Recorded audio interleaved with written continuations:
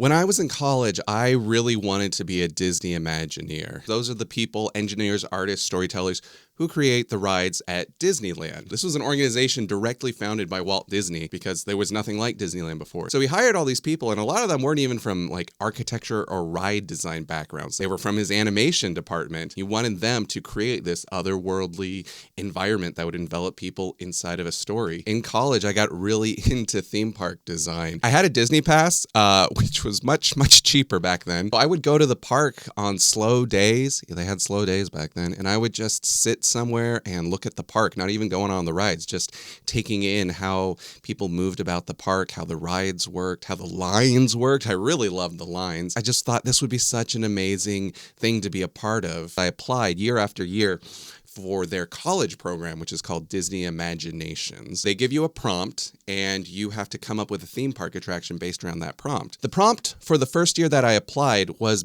build a theme park on the moon. People have already traveled to the moon or colonized on the moon, but what kind of a theme park now would you build on the moon? When I thought about what kind of theme park would people want on the moon, I came up with a theme park that was the 4 seasons that you have here on Earth. Because if you're on the moon, there's probably no weather. It was a hub and spoke design like all good theme parks would be, and it had a castle in the middle of it. Moon Rock Castle I designed that looks like it's these crystals that had formed into some ancient design. And the storytelling behind it was that this place was an ancient ruin from a past civilization of moon people. And so even though you had different lands in there that represented spring, fall, summer, and winter, there were also these ruins in there that were sort of the theming, the decoration, and it all converged in the center with the castle. I really didn't need to build a model of the castle. The final thing that we submitted, there was really only one photograph of the castle. But, you know, from all the books I had read on Imagineering, I just knew that, okay, you start with a model. And I built this thing in my dorm room. I got this big slab of plywood and I put it on my desk. It basically covered up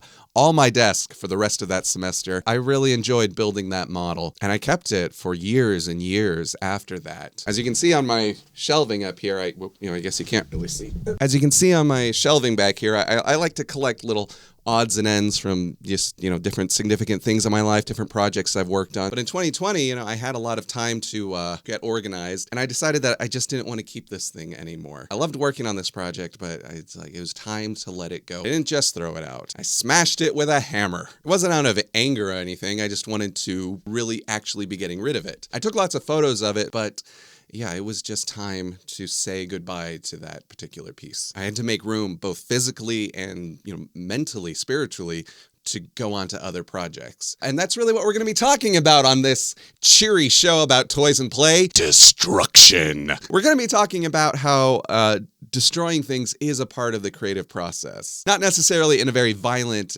way. When you choose to do one thing, that means you're choosing to not do another thing. That's what it means to make a choice. Creating things, making art is all about choices. It's just thousands and thousands of choices. If I'm going to put red paint right here on the canvas, that means I can't put blue paint right there. Making this video. Every time I make one of these videos, it's hundreds, thousands of choices. Use this cut, not that cut. Take that word out, rearrange that sort of thing. Me cutting out myself saying, I'm an imperfect person, but through the power of editing, I can make myself seem very competent. So welcome to this episode of Untangling Toys.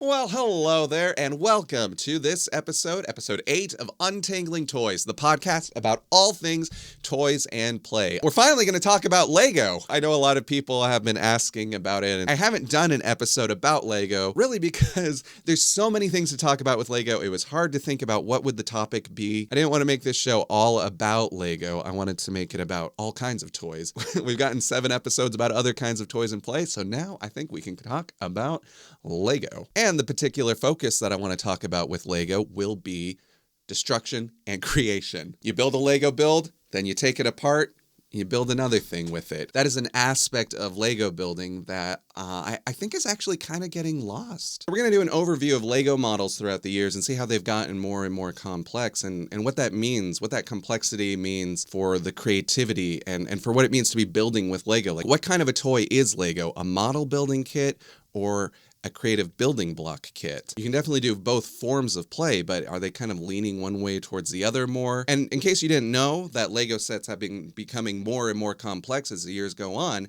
well, I have a little song just for you. Toys have changed from the very first plastic blocks with tubes and knobs that would interlock, colorful as a peacock. If today you want Bionicle or Boba Fett or the Infinity Gauntlet, those are on a Lego sets. In olden days, the builds were simpler, instruction books much thinner. See how they've grown. That's all Lego. If spaceships, knights, pirates, adventuring sound like something you'd like to bring to your home, that's all Lego. If race cars you want, if avatars you want, if alpha teams you want, Lord of the Rings you want, if Aquazone you want, or Jack Stone you want, well, Lego has those. Now Harry Potter, friends, and Mickey Mouse fill up the shelves inside your house. Even Van Gogh, that's all Lego.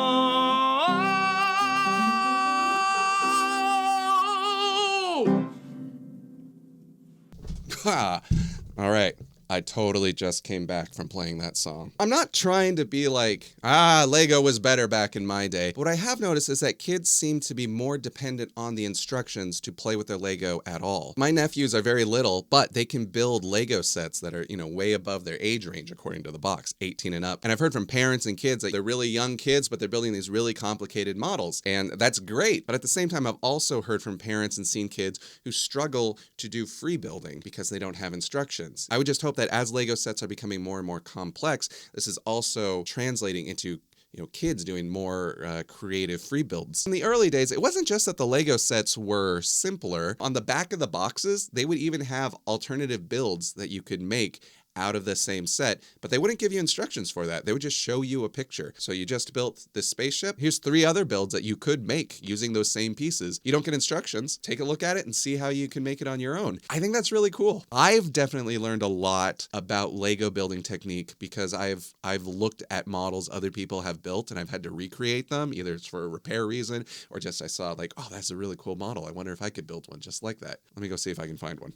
Here is, whoa, his tail fell off. This is a Lego model of Mechagodzilla that I copied from photos I saw online. The original creator of this mock goes by the name Yasutaka. I saw photos of his build online and I thought, oh, that's so amazing. I wonder if I could recreate that build. It's very similar to it, but I'm sure it's not the same because I could really only copy what I saw from the outside. I don't know if it's the same on the inside. I'm sure their version is much sturdier than my version, but it was a lot of fun to try and recreate a model just by looking at photos of it online, filling in whatever blanks I couldn't figure out with my own building ideas. And then, of course, there's also just building your own ideas from scratch. And I've seen a lot of Lego sets come out recently where I'm just like, would you ever actually take that apart and build something else? And I know I've brought this up before, but like when you look at a Lego set like this 3-in-1 jet, see on the back it has 3 different kinds of models that you can build. They give you instructions for these different models, but at least they are asking you, hey, once you've built that, why don't you try taking it apart and building something else? This Lego set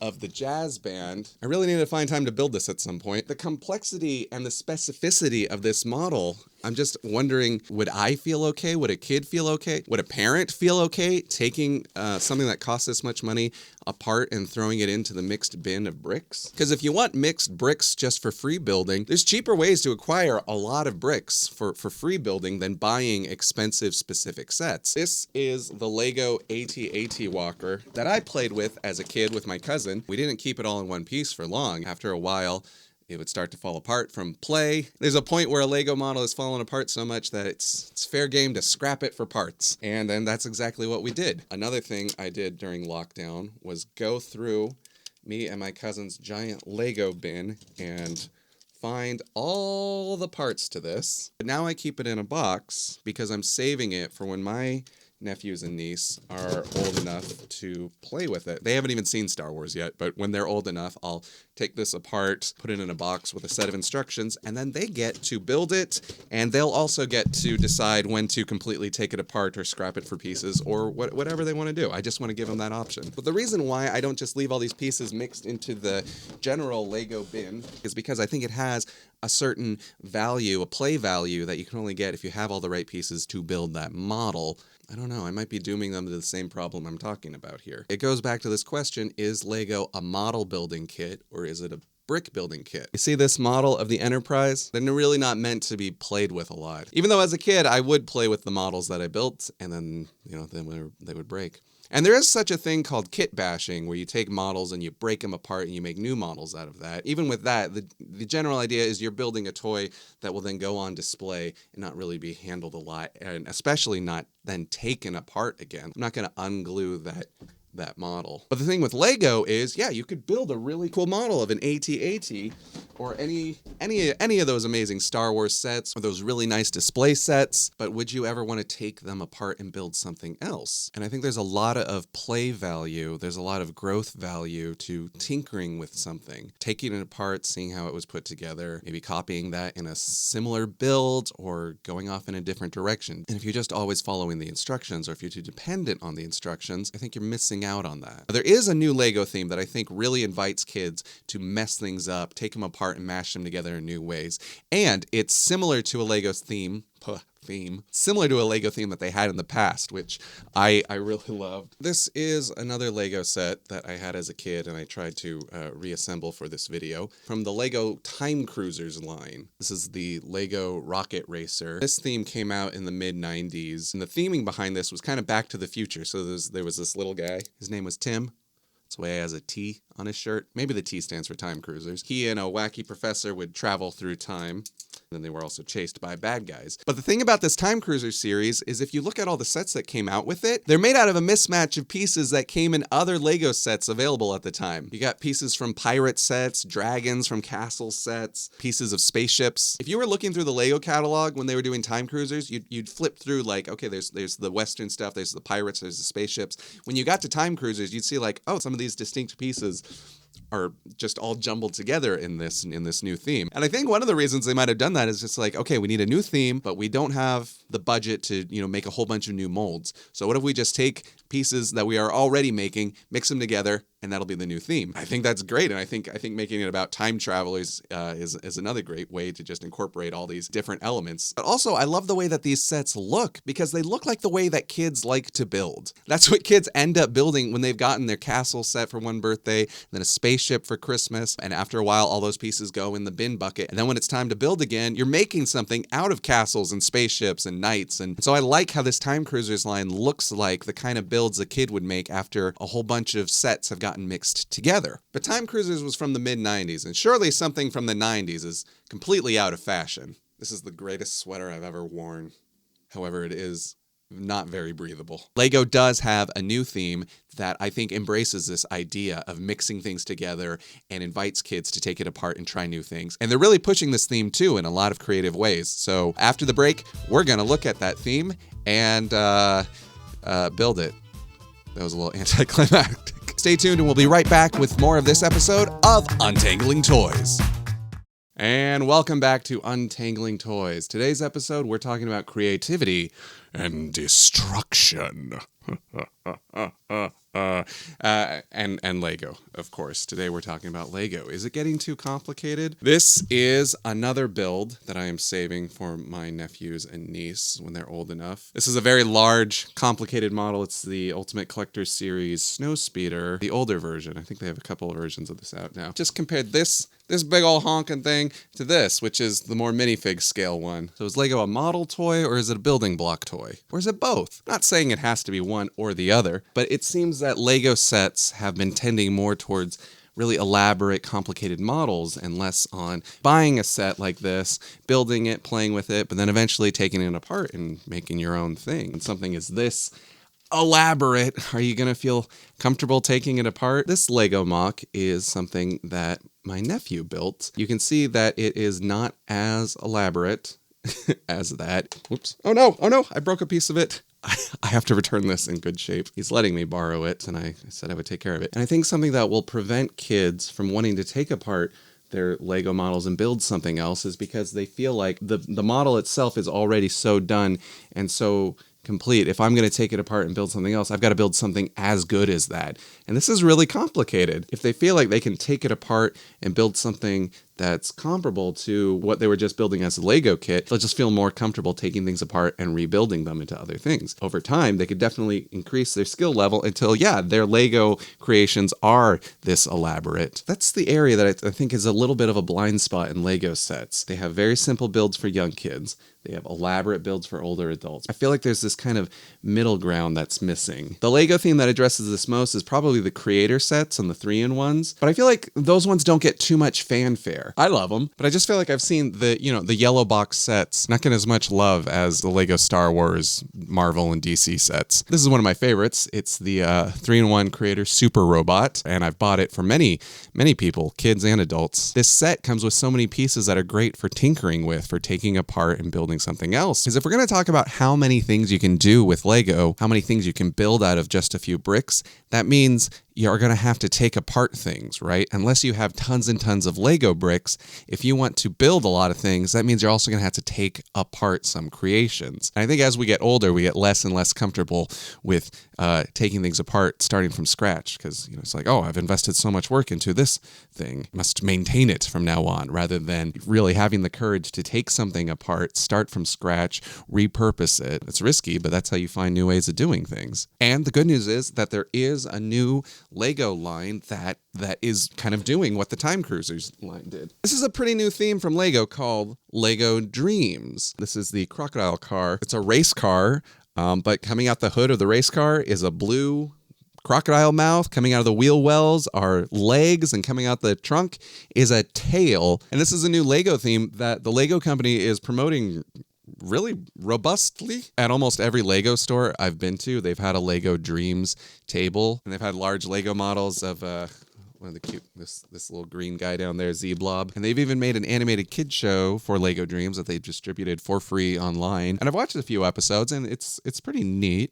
We'll probably have to do a whole episode just on children's entertainment, but I like the fact that they've made a show for this, because one of the things that people might say where it's like, well, my kid wants the Lego Marvel sets and the Lego DC sets and the Star Wars sets because they have shows and stories and characters that the kids recognize and want to play with. By making a show for the Lego Dreamzzz line, they've got characters that you can connect with. And if we look at the back of the crocodile car box, look at that. You see, we've got a build.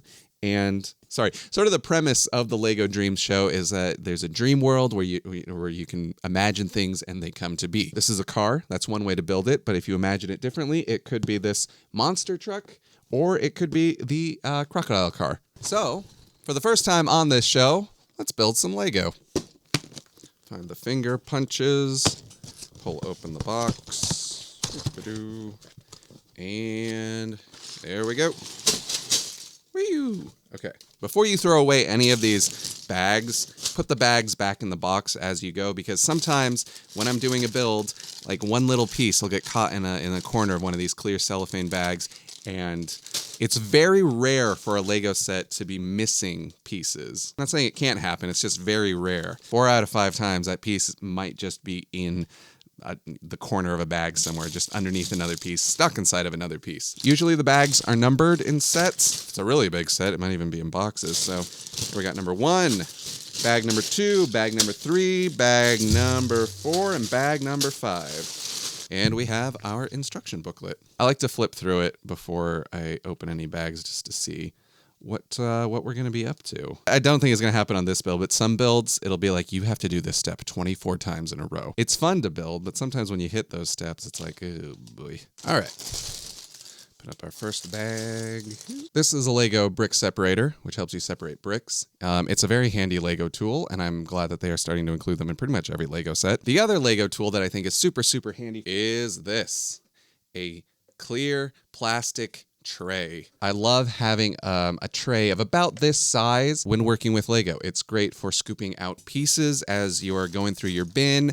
If you're just doing like a build on your own, you can keep sort of the most handy pieces that you're working with right there. And it's easy to pick up and move or put away for a bit if playtime is over or you need to go do something else. And helps to keep all your pieces in one spot so they don't roll off anywhere. Okay, well, it turns out that I thought I was recording for like the past 10 minutes. Turns out I had not hit the play button. So sorry about that. Here we are on step 11. Boy, do I feel silly. I was just saying that this part of the build that we're making right here, it has these two yellow 1x1s on there, and I don't think we're going to actually see them because where this piece goes is going to be buried in there. But sometimes Lego sets will put bright pieces in there to help you track where you're building. So that way it's easy to see, okay, those dots are going to go into there. And on here, there's that yellow piece, yellow to yellow. That makes it easier to follow the instructions and see what's going on instead of this all being a big mass of one color. I was also saying earlier when I wasn't recording, I figured we were going to attach the wheels to these axle pieces right here, but we've also put on these sort of joint pieces above it. And so what I think is going to happen is it's not so much that you rebuild it from the race car into the crocodile car, but you're actually able to pop off the race car wheels and pop on the crocodile legs, which is a really cool way of building. Turns this into sort of a transformer, a modular building set. Ah, these are the backs of the seats. It's fun building Lego cars, and they make a lot of great Lego cars, but you discover from the outside you can't really see a lot of the interior details of the car except while you are building it.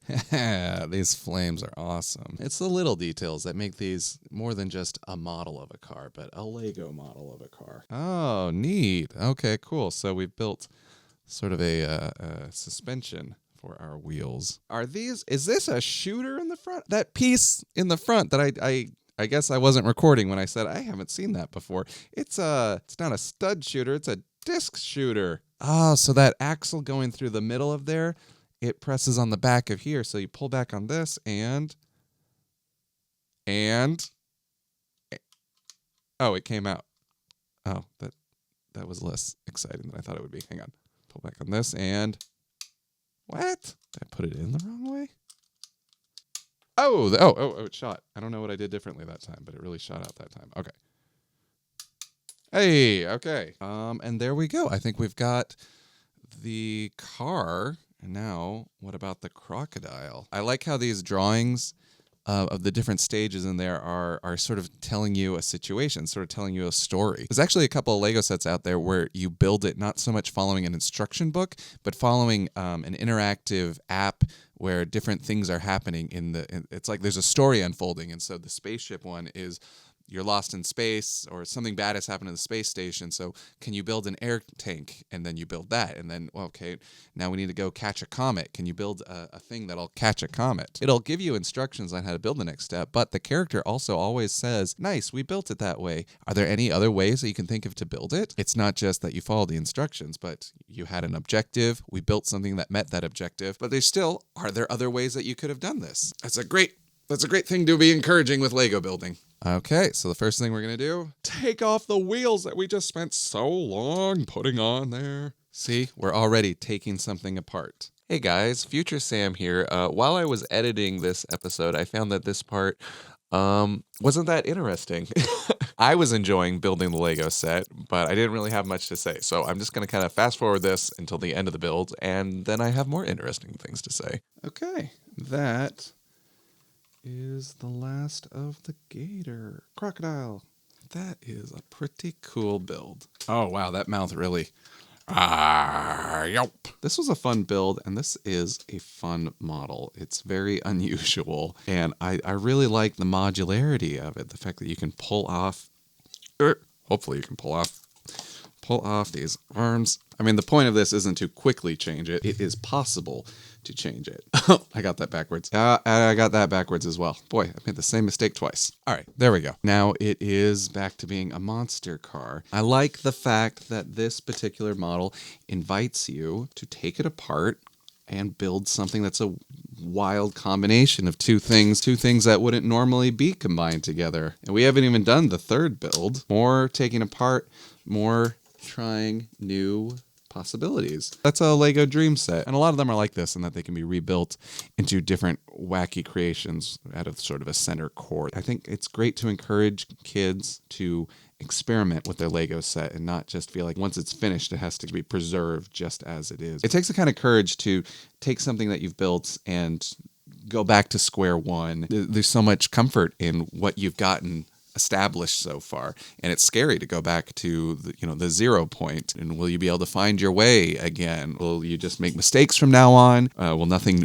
new work from that? The thing I like about creativity and making things is you can always make something else. In Steve Martin's biography, Born Standing Up, at one point he talked about how with comedic thinking there was just an endless possibility of coming up with new jokes, because like how can you ever say that, oh, you know what, we are out of jokes, they've all been thought up. With like 5 or 6 Lego pieces, 6 2x4 bricks like this one, or maybe it's 8, sorry, there's like a billion combinations, so there's never going to be no more Lego ideas. It could be scary, it could be tough to take something that you've worked on and break it apart and make new things out of it, but it's a worthwhile part of developing as a creative person. Is another quote from this book, Play by Stuart Brown. The quality that work and play have in common is creativity.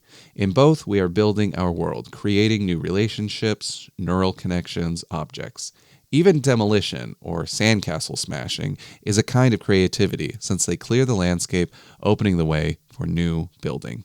At their best, play and work, when integrated, make sense of our world and ourselves. There's just so many possibilities out there, so just because you've built it one way, just because things are one way, to quote the Lego movie, and you still can change everything. Before we wrap up this episode, I want to share a letter that we got from one of our viewers. Gavin in Australia shared these amazing pictures of his Lego pirate ship that he put inside of his fish tank. I've built this Lego pirate ship before. It's a Creator 3-in-1 pirate ship. I think this is a really creative way to display your Lego. So Gavin, thanks for sending these pictures over. This build looks awesome. That was a great idea. Thank you guys all for watching / listening to this episode of the Untangling Toys podcast, a podcast about all things toys and play. We'll be back next week with another episode about another exciting form of play. If you're enjoying this show, the best way to help out is by subscribing, commenting, and liking it wherever you get podcasts, watch podcasts. And if you have any Lego builds, creative builds, toy builds of your own that you want to share in, or suggestions for shows or questions, you can send those to untanglingtoys@gmail.com. Till next time, bye.